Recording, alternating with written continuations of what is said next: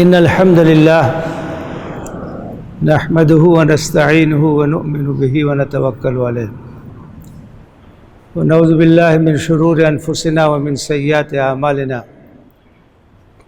من يهده الله فلا مضل له ومن يضلل فلا هادي له وأشهد أن لا إله إلا الله وحده لا شريك له وأشهد أن محمدا عبده ورسوله اللهم صل وسلم وبارك وانعم على عبدك ورسولك ونبيك محمد وعلى آله وأصحابه أجمعين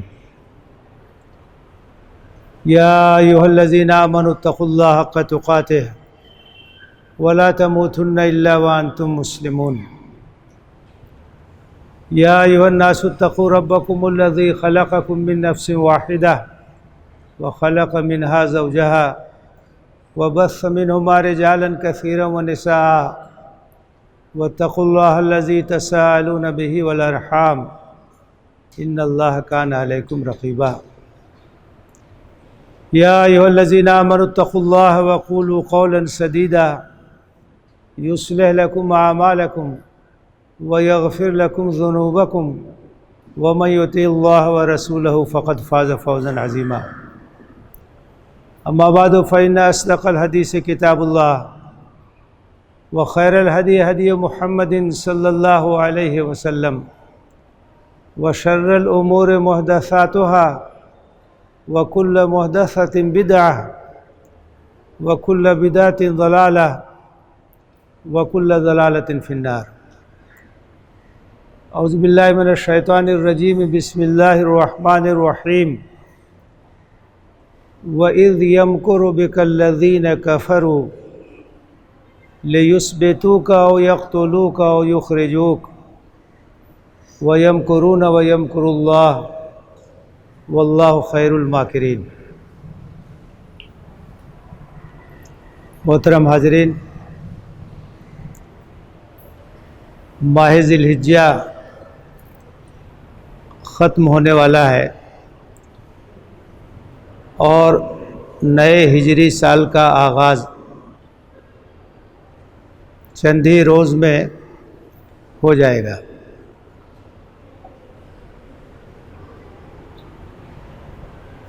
حضرت عمر ابن خطاب رضی اللہ تعالیٰ عنہ کے زمانے میں یہ ضرورت محسوس کی گئی کہ ہمارا اپنا کیلنڈر ہونا چاہیے، اپنی تقویم ہونی چاہیے، جس سے یہ اندازہ ہو کہ کون سا واقعہ کب کا ہے۔ ان کے سامنے ایک تحریر آئی جس میں مہینے کا ذکر تھا، تو انہوں نے کہا کہ اس سے یہ اندازہ نہیں ہوتا یہ اس سال کا معاملہ ہے کہ اس سے پہلے کا معاملہ ہے، مہینے کے ساتھ ساتھ سال کا بھی اندراج ہونا چاہیے۔ تو انہوں نے مشورہ کیا کہ ہمارا کیلنڈر، ہماری تقویم کب سے شروع کی جائے۔ اسلام سے پہلے عربوں کے ہاں مختلف واقعات کے حوالے سے تاریخ منضبط کرنے کی کوشش کی جاتی تھی، جیسے عام الفیل، جس سال ابرہہ نے ہاتھیوں کے لشکر کے ساتھ حملہ کیا تھا، وہ ایک بڑا واقعہ تھا، تو اس کا استعمال ہوتا تھا کہ یہ عام الفیل کا واقعہ ہے، یا اس کے 2 سال بعد کا ہے، یا اس کے 3 سال بعد کا ہے۔ تو جب یہ مشورہ ہوا کہ کب سے ہم اپنا سال شروع کریں، ہماری تقویم کا آغاز کہاں سے ہو، تو نبی کریم صلی اللہ علیہ وسلم کی حیات مبارکہ میں بہت سے ایسے بڑے واقعات ہیں جہاں سے آغاز کیا جا سکتا تھا۔ ولادت نبوی سے آغاز ہو سکتا تھا، یا جس سال آپ کو نبوت کے منصب پہ سرفراز کیا گیا وہاں سے بھی آغاز ہو سکتا تھا۔ معراج کا واقعہ جب پیش آیا وہاں سے آغاز ہو سکتا تھا۔ بدر کی جب فتح ہوئی وہاں سے آغاز ہو سکتا تھا۔ فتح مکہ سے شروعات ہو سکتی تھی، لیکن حضرت علی بن ابی طالب رضی اللہ تعالیٰ عنہ نے مشورہ دیا کہ ہجرت کے واقعے سے ہمیں اپنے کیلنڈر اور اپنی تقویم کا آغاز کرنا چاہیے، کیونکہ ہجرت کا جو واقعہ ہے وہ تاریخ اسلام کا ایک بڑا اہم واقعہ ہے، اور اسلام ایک نئے دور میں داخل ہو گیا۔ ہجرت کے بعد ایک نئی تاریخ شروع ہو گئی۔ نبوت کے بعد 13 برس تک آپ مکہ مکرمہ میں رہے، اور وہ دور بہت ہی ابتلا اور آزمائش کا دور تھا، اور بڑی سختیاں آپ نے اور صحابہ کرام نے برداشت کی۔ وہاں کفار اور مشرکین کا غلبہ تھا، مسلمانوں کی تعداد کم تھی، دعوت کے کام میں بھی طرح طرح کی رکاوٹیں تھیں، لیکن ہجرت کے بعد اسلام ایک نئے دور میں داخل ہو گیا، ایک نیا ماحول مل گیا، ایک آزاد فضا مل گئی، اور نبی کریم صلی اللہ علیہ وسلم کی قیادت میں اسلامی ریاست کا قیام عمل میں آ گیا، اور اس بات کا موقع ملا کہ ایک آزاد فضا میں اسلامی معاشرہ قائم کیا جائے، دنیا کے سامنے یہ بات آئے کہ اسلامی تعلیمات کی روشنی میں کیسا سماج بنتا ہے، کیسی سوسائٹی بنتی ہے، کیسا ماحول ہوتا ہے۔ تو ایک نئی تاریخ شروع ہو گئی۔ چنانچہ اسی بات پر اتفاق ہوا کہ ہجرت کا جو واقعہ ہے وہیں سے اسلامی سال کا آغاز ہو، جس کو ہم سال ہجری کہتے ہیں۔ 1443 کا اختتام ہونے والا ہے، اور 1444 کا آغاز ہونے والا ہے۔ گویا ہجرت نبوی پہ 1443 برس کا عرصہ گزر گیا۔ سیرت میں ہجرت کا واقعہ بہت ہی اہم اسباق اور دروس اپنے اندر رکھتا ہے، اور اس بات کی ضرورت ہے کہ بار بار ہم اس کا مطالعہ کریں، اس سے سبق حاصل کریں، اس سے عبرت حاصل کریں، اس سے نصیحت حاصل کریں۔ مکہ مکرمہ میں مظلومی کی کیفیت تھی۔ نبی کریم صلی اللہ علیہ وسلم مختلف جو وفود آتے تھے، قبائل کے لوگ آتے تھے، ان کے سامنے اسلام کی دعوت پیش کرتے تھے، اس امید میں کہ ہو سکتا ہے کہ کوئی قبیلہ اس دعوت کو قبول کر لے اور اسلام کی سرپرستی کے لیے تیار ہو جائے۔ یہ سعادت اہل مدینہ کے حصے میں لکھی ہوئی تھی۔ چنانچہ مدنی وفد نے نبی کریم صلی اللہ علیہ وسلم کے ہاتھ پہ بیعت کی، اسلام قبول کیا، اور اگلے سال بڑی تعداد میں موسم حج میں وہ آئے، 70 سے زیادہ کی تعداد، اور بیعت عقبہ ثانیہ ہوئی، جس میں انہوں نے سموطاعت کا عہد کیا، اور نبی صلی اللہ علیہ وسلم کو اس بات کی دعوت دی کہ آپ اپنے ساتھیوں کے ہمراہ مدینہ آئیں، ہم آپ کی ہر طرح سے حفاظت کریں گے۔ اور جب اس طرح سے مدینہ میں ایک جگہ مل گئی تو آپ نے صحابہ کو اجازت دے دی کہ آپ مکہ سے مدینہ کی طرف ہجرت کریں، اور دیکھتے ہی دیکھتے مکہ مسلمانوں سے خالی ہونے لگا، اور ہجرت کے درمیان بھی بڑی قربانیاں دی صحابہ نے۔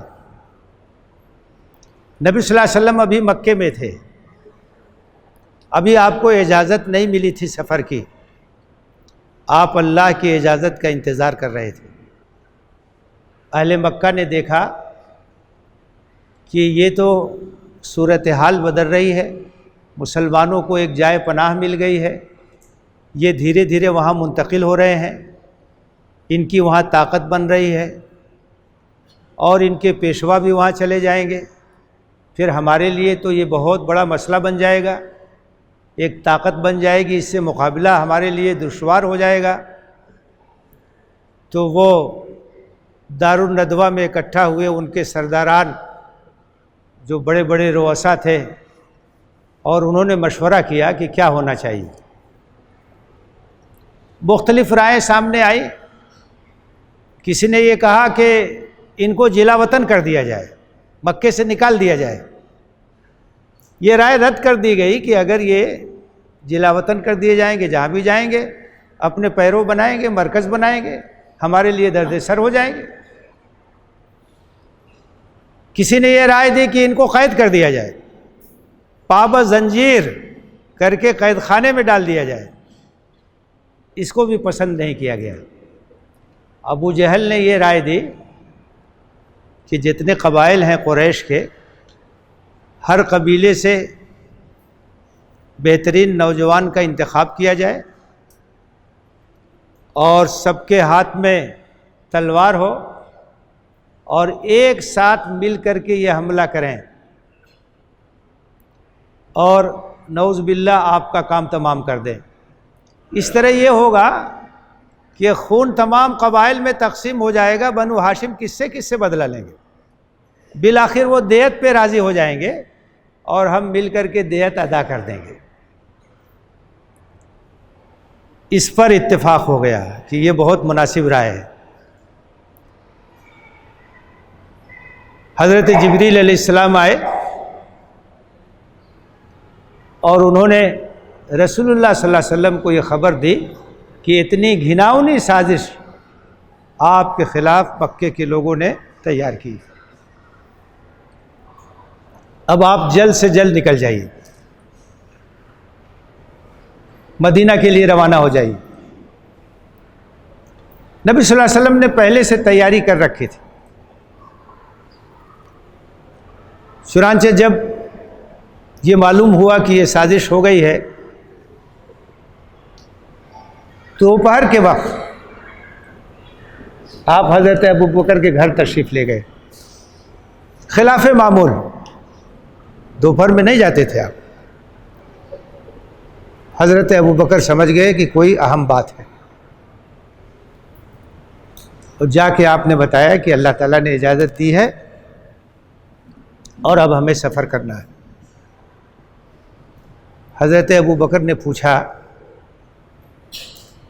کہ میں ساتھ رہوں گا، رفاقت کی سعادت نصیب ہوگی؟ آپ نے کہا ہاں۔ حضرت عائشہ کہتی ہیں کہ میرے والد کی آنکھوں میں آنسو آ گیا، اور پہلی بار مجھے یہ تجربہ ہوا کہ انتہائی خوشی کی وجہ سے بھی آنکھوں میں آنسو آ جاتے۔ غم سے تو آنسو آتے ہی ہیں، بہت زیادہ خوشی اگر ہو، کوئی ایسی بات ہو جائے تو آنکھوں سے آنسو نکل جاتے ہیں۔ تو حضرت ابوبکر کے لیے اس سے بڑھ کے خوشی کی کیا بات ہو سکتی تھی کہ ہجرت کے تاریخی سفر میں نبی صلی اللہ علیہ وسلم کی رفاقت کا موقع ملے گا۔ سب ترتیب بن گئی، رات میں نکلنا ہے، کدھر سے نکلنا ہے، سب کچھ طے ہو گیا۔ راستے کے لیے ایک رہنما جو راستوں سے واقف تھا اس کو بھی طے کر لیا۔ رات میں آپ نے حضرت علی سے کہا کہ میرے بستر پر تمہیں سونا ہے اور میری چادر اوڑھ کے سونا ہے، تاکہ یہ لوگ سمجھیں کہ میں بستر پر سو رہا ہوں۔ آپ ذرا سوچئے کتنی قربانی کی بات تھی۔ اس بستر پر سونے کا مطلب یہ ہے کہ اپنی موت کو دعوت دینا۔ جب نبی صلی اللہ علیہ وسلم کو لوگ نہیں پائیں گے تو آپ کے بستر پر جسے پائیں گے اسے بخشیں گے نہیں۔ لیکن ظاہر ہے کہ صحابہ کرام تو سراپا اطاعت اور جانثاری تھے، اللہ اور رسول کا جو حکم ہو اس کے سامنے سر جھکا دیتے تھے۔ حضرت علی آپ کے بستر پر سوئے، رات میں ننگی تلواریں لے کر کے لوگ آپ کے گھر کو گھیرے ہوئے تھے، اور اسی گھیرا بندی کے درمیان سے آپ نکلے۔ اللہ تعالیٰ جب کسی کو بچانا چاہے تو کوئی اسے نقصان نہیں پہنچا سکتا۔ ننگی تلواریں لے کر کے گھیرا بندی کیے ہوئے تھے، اور اللہ کے رسول انہی کے درمیان سے نکلے، اور روایتوں میں یہ بھی آتا ہے کہ ان کے سر پہ خاک ڈالتے ہوئے چلے گئے آپ۔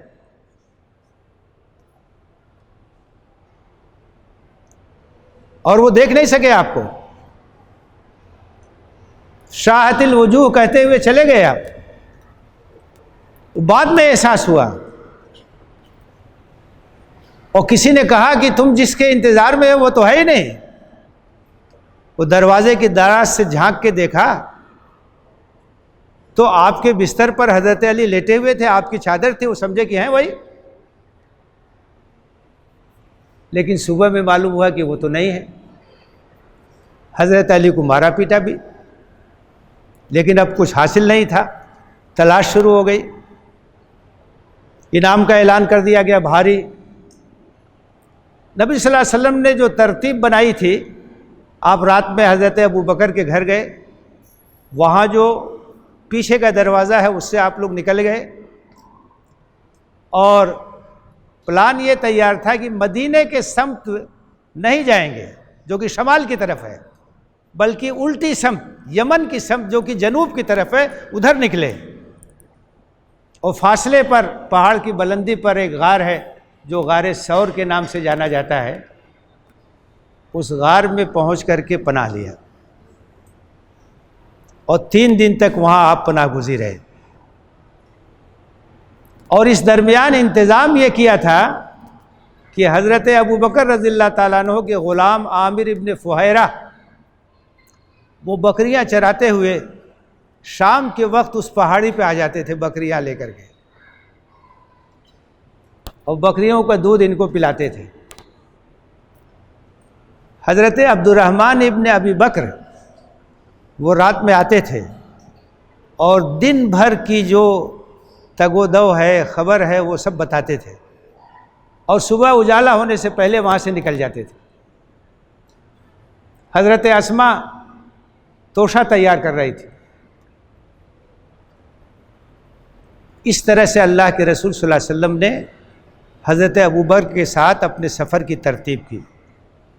بہت بڑے انعام کا اعلان تھا، ہر طرف تلاش ہو رہی تھی۔ تلاش کرتے ہوئے غار کے دہانے تک بھی لوگ آ گئے۔ حضرت ابوبکر رضی اللہ تعالیٰ عنہ گھبرا گئے۔ انہوں نے کہا کہ اللہ کے رسول، یہ اگر اپنا پیر دیکھیں تو ہمیں دیکھ لیں گے۔ جس غار کے اندر آپ اپنے رفیق غار کے ساتھ موجود ہیں، اس غار کے دہانے پر تلاش کرنے والے پہنچ گئے۔ اللہ کے رسول صلی اللہ علیہ وسلم نے بہت اطمینان کے ساتھ جواب دیا، یا ابا بکرن ما ظنک باثنین اللہ ثالثہما۔ ابو بکر، ان دو کے بارے میں تمہارا کیا خیال ہے جن کا تیسرا اللہ ہے؟ ہم اکیلے نہیں ہیں، ہمارے بس میں جو کچھ تھا ہم نے کیا، اب ہماری حفاظت اللہ فرمائے گا، گھبرانے کی بات نہیں۔ اور وہ غار کے دہانے سے چلے گئے، غار کے اندر جھانک کے نہیں دیکھا، کیونکہ اللہ تعالیٰ کو حفاظت مقصود تھی۔ ثانی اثنین اذ ہما فی الغار اذ یقول لصاحبہ لا تحزن ان اللہ معنا۔